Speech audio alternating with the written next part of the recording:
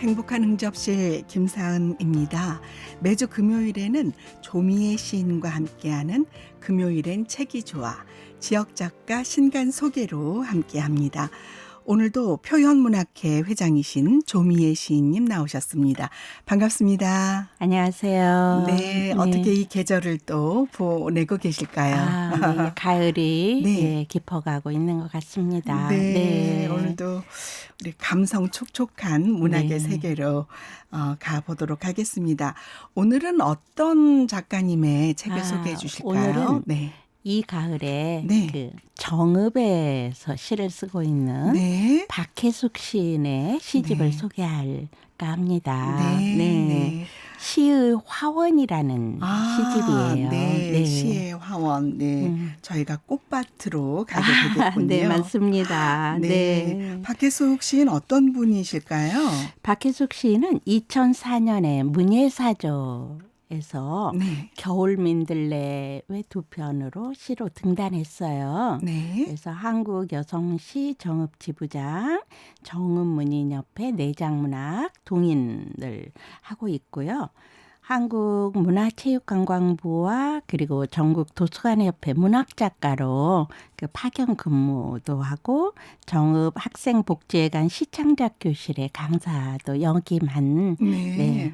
올해 그런 좋은 작품을 쓰고 있는 시인입니다. 네. 지역에서도 아주 활발한 활동을 하고 계시는군요. 네. 태양의 화원이라는 시집을 네. 예전에 냈고요. 네네. 이번에는 시의 화원, 계속해서 화원을 그러네요. 네. 시의 꽃밭을 만들고 네. 있습니다. 그러시군요.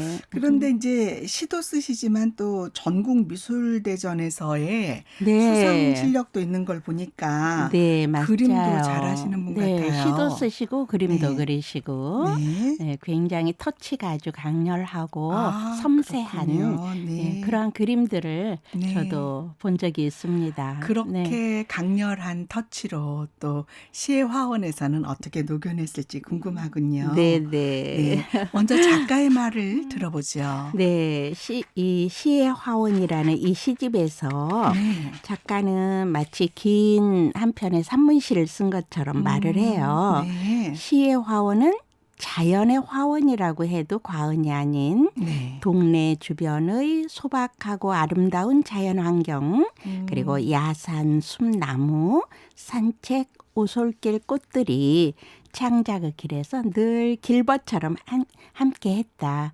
그러한 내용들을 시에 모두 담았다라는 그러한 내용이고요.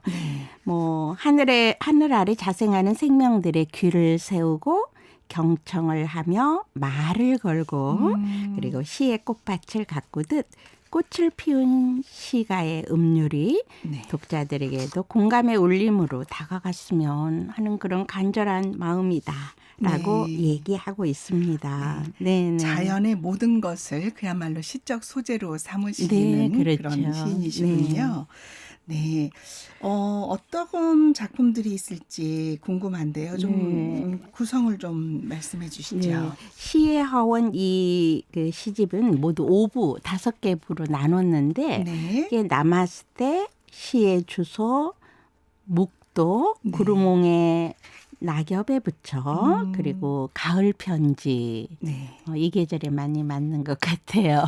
네, 그러네요. 이러한 이렇게 나눠져 있는데 이 박혜숙 시인은 우리 작가의 말에서도 그렇듯이 시를 보면 끊임없이 자연과 교감하고 있는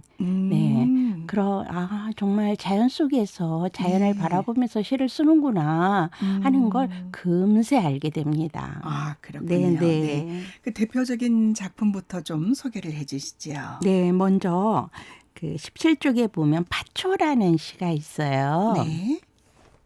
잎이 긴 파초. 생각나시죠? 우리에게는 약간의 그 어릴 적에 노망이 있죠. 젊은 날에 파초의 꿈이라든지 이런 파초라는 있죠. 그렇죠.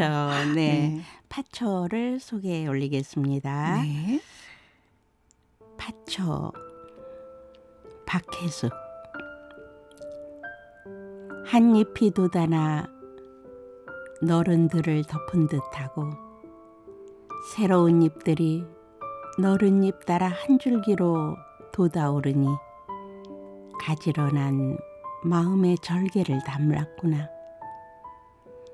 잎이 푸르고 넓으니 바다와 하늘을 담고 바람 따라 건너온 종자가 세계의 시공을 지나고 자연은 푸르게 흐르는데 세상사 이념은 하늘을 덮네.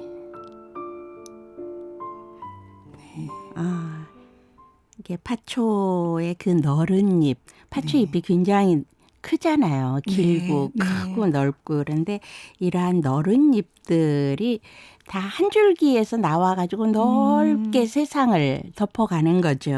네. 그런데 사실은 이게 외래종이잖아요. 음. 그럼에도 불구하고 우리나라에 와서 정착한 네. 그런 어떤 요즘 같으면 뭐 이주 여성들 다문화 네. 이런 가정들을 또 생각하게 돼요. 이 글을 네, 읽으면서. 그렇군요. 네.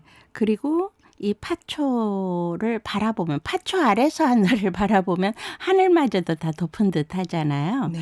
그래서 이 작품이 먼저 눈길이 갔습니다. 네. 먼저 소개해 드렸습니다. 네. 네. 감상하다 보면은 이 시어를 그대로 따라가면서 네. 한편의 그 정물화가 떠오르기도 하는 맞아요. 그런 정갈한 느낌이 들기도 네. 합니다. 마치 그 네. 하얀 그 캔버스에 네. 넓고 초록의 네. 이 파초잎이 네. 마치 한 가운데 가득 네. 차지한 그런 네. 그림이 그려지죠. 네, 네. 절로 마음이 아주 뿌듯해집니다. 네. 묘사나 이런 그 승화해가는 과정이 네. 예, 말씀하신 대로 이게 붓에 터치하듯이 힘이 느껴지는 것 같습니다. 네. 네, 다음은 어떤 작품 네. 또 그 감상할까요? 이제 파초의 이 녹색의 잎인데 네, 49쪽에 보면 이슬이라는 또 시가 있어요. 네, 근데 이슬이라고 하는 시 우리가 그 잎에 푸른 초록의 잎에 맺힌 이슬, 영롱한 이슬 또는 잎 끝에서 마치 지금 떨어지려고 하는 그 이슬방울에 네네네. 대한 굉장한 어떤 느낌이 좀 있잖아요. 네. 그런 생각을 하게 되더라고요. 네. 그래서 이슬이라는 작품을 소개해 올리겠습니다. 네. 이슬 박혜숙 난초잎에 투명한 이슬방울이 천상의 생명수처럼 맑다. 억거부 강을 건너야 저 하늘 명경에 뗏목을 띄울까. 호수 같은 눈으로 강을 건널까. 순간의 정화가 영원하다면 탕류의 강을 건너리라. 네. 많은 염원이 담겨 있죠. 네. 저는 이 시에서 네. 정화라는 단어가 유난히 마음에 와 닿습니다. 네. 그래서 이슬이고 정화인 것 같은 그런 느낌을 갖게 돼요. 네, 그래서 맞아요. 이슬을 네. 보면서 정말 그대로 정화되고 자연과 동화되는 듯한 그런 느낌으로 이렇게 변화돼가는 제 마음의 모습을 볼 수 있었어요. 사실 이 우리가 이런 공기 중에 많은 네. 수증기들이 있잖아요. 그런 네. 수증기들이 이제 밤에 기온이 떨어지면 요즘처럼 네. 이제 이슬이 되는 것이고 영하로 되면 이게 이제 서리가 되어서 네. 되는 것인데 다 같은 이 물들의 변화잖아요. 상태 변화. 네, 그렇군요. 그런데 그 이슬의 투명함 네. 그리고 어쩌면 그 이슬방울을 통해서 한번 세상을 다시 바라보게 되고 네. 그리고 우리 마음에도 한번 가져와 보게 되고 네.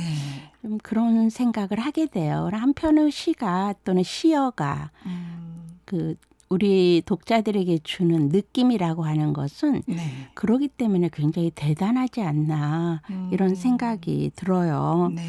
그러니까 이제 이 자연계를 시로 표현하는 거 작가들이 자연의 모든 현상, 자연계를 시로 표현하는 걸 어떤 도에 이르는 길이다. 네, 네. 예전부터 네. 학자들이 그런 얘기를 많이 했는데 그런 생각을 하면 이러한 작품들 한편의 시를 읽으면서 우리의 마음이 정화되고 느낌이 다르고 뭔가 새로운 생각을 하게 되고 하는 것은 네. 이게 도로 가는 과정인가?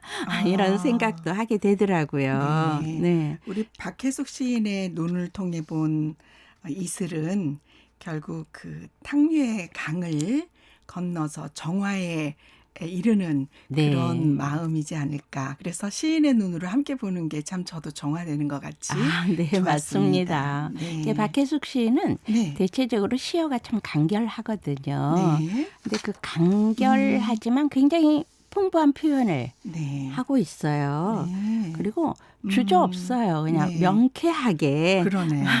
뭐 네. 탕류의 강을 건넌다 이렇게 명쾌하게 이르는 거죠. 아하. 뭔가의 그 목적지에 네. 시를 통해서 그래서 그러한 점들이 네. 상당히 눈에 띄는 네. 그러한 작가입니다. 아까 그 터치 강렬한 네, 맞아요. 말씀을 하셨듯이 네. 네, 시도 그렇게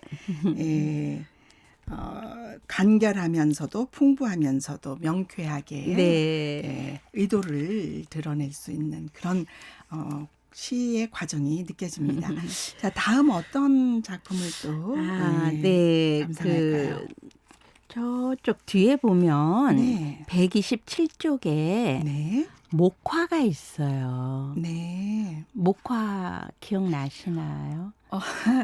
목화 이불은 생각이 나는데 그죠. 예, 꽃이나 아, 이런 그러셨어요? 거는 잘 모릅니다. 목화가 저희들 세대는. 네. 저는 한번 목화를 화분에 키워본 적이 아, 있어요. 그러세요? 네, 네. 목화씨를 네. 심었는데 네. 꽃이 피더라고요. 근데 그 꽃이 네. 우리가 목화 하면은 뭐 하얀색 이런 거 생각나잖아요. 네. 근데 약간 연하게 분홍빛을 띠고 있었어요. 그렇군요. 그리고 그 잎이 얼마나 얇은지 투명하고 얇고 그랬거든요. 근데 이제 그게 솜이 되는 거죠.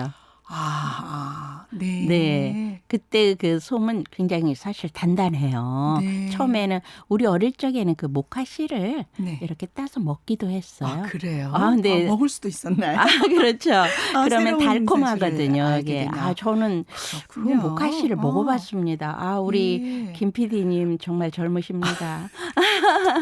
네, 저도 그 목화 꽃도 좀 보고 네. 어떤 씨도 먹어보면서 어떤 맛일까 궁금해지는데요. 네. 그 정읍 가는 길에 보면 네. 예전에 어느 학교 네. 정문 앞에 그 목화를 심었던 기억이 나요. 지금도 있는지는 모르겠어요. 학교에서 또 목화를 심었군요. 네네. 제가 이렇게 차를 타고 가고 있는데 네. 정문 앞에 화단에 목화가 있는 거예요.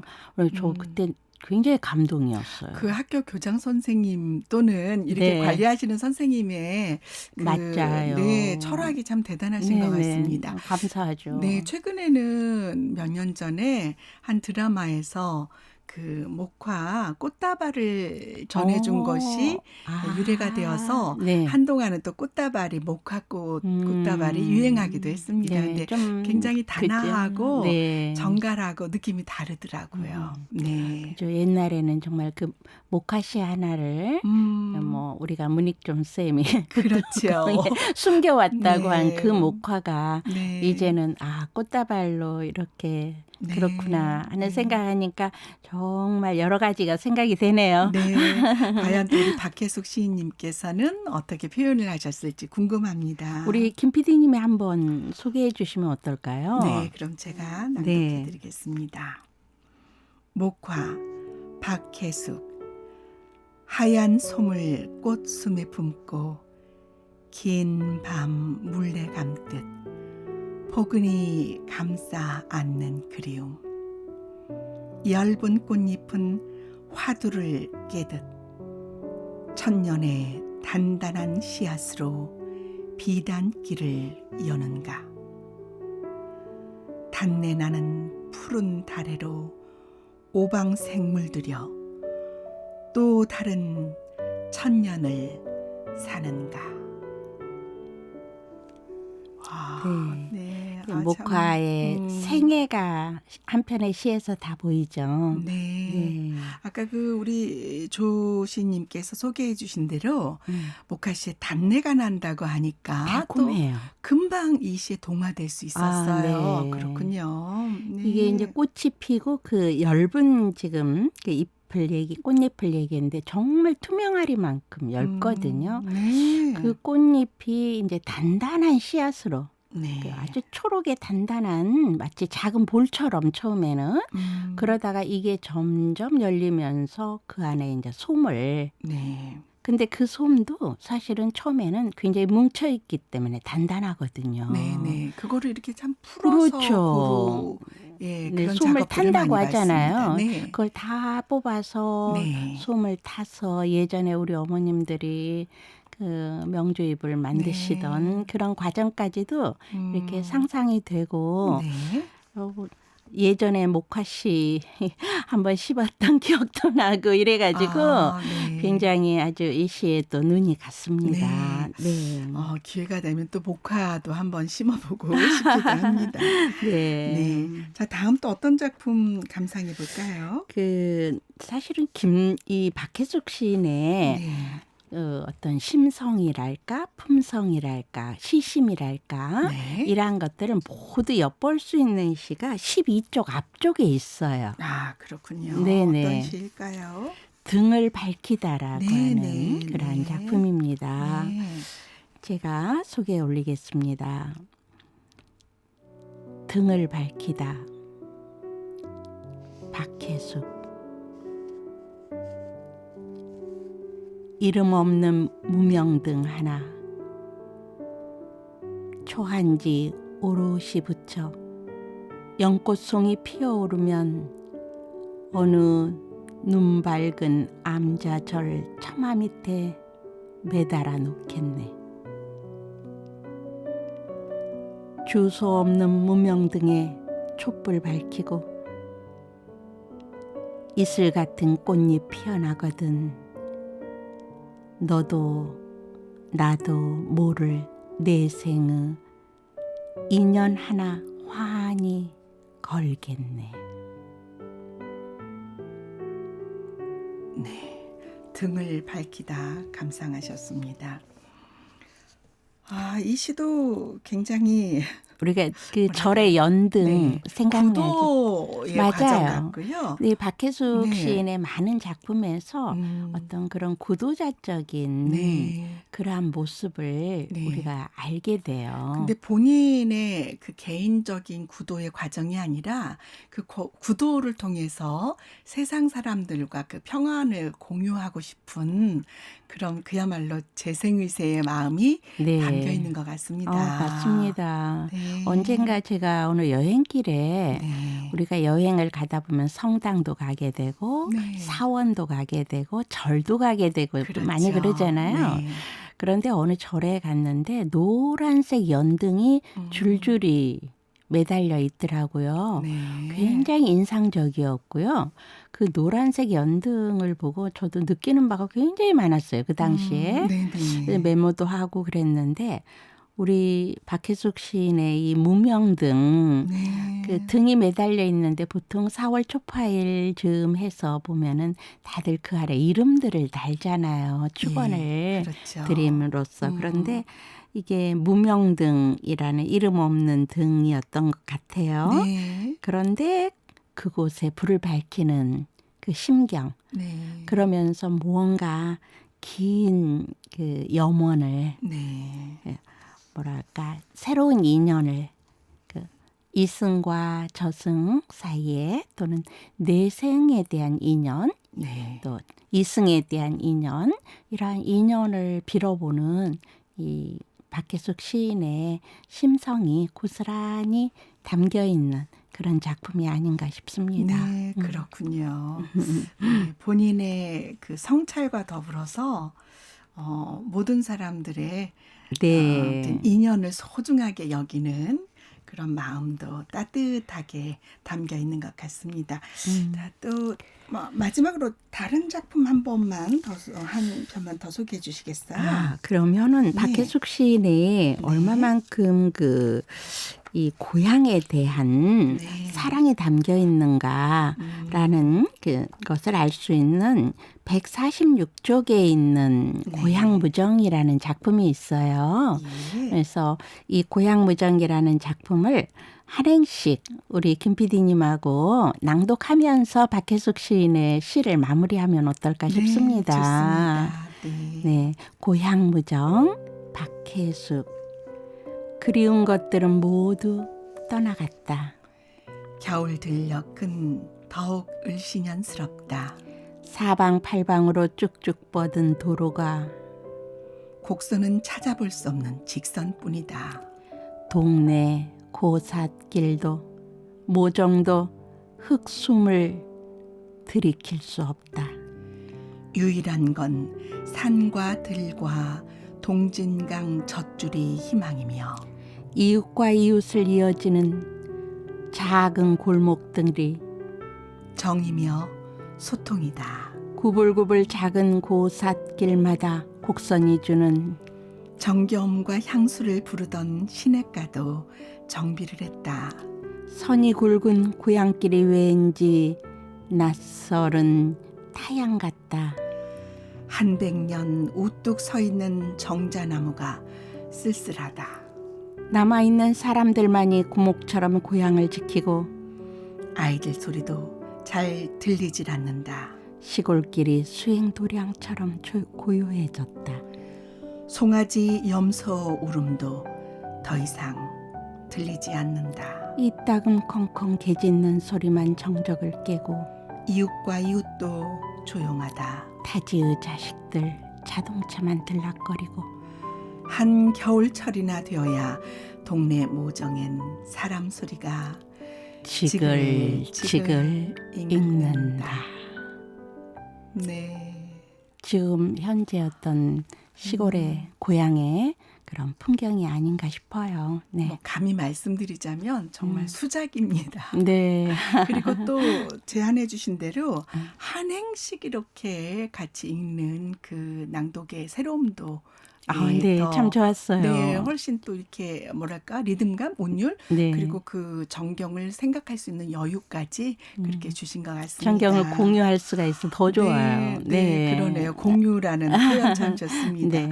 우리 조미애 시인님께서는 또 특별히 우리 박혜숙 시집에 서평을 쓰셨더라고요. 네, 네. 그래서 박혜숙 시인의 네. 이렇게 자연을 바라보는 심정 그리고 네. 이 작품들이 굉장히 구도자적인 그런 삶을 그렇죠. 표현하고 있어서 참 좋았습니다. 네.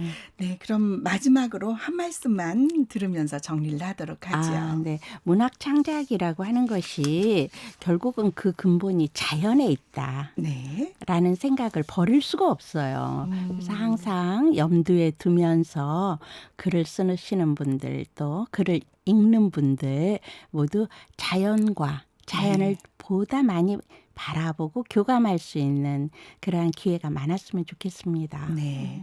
오늘은 자연을 관찰하고 관조하는 그 시적 수용의 세계 박혜숙 시집 시의 화원 함께 감상해 봤습니다. 오늘도 좋은 말씀 해주신 표현문학회 조미애 시인님 감사합니다. 감사합니다.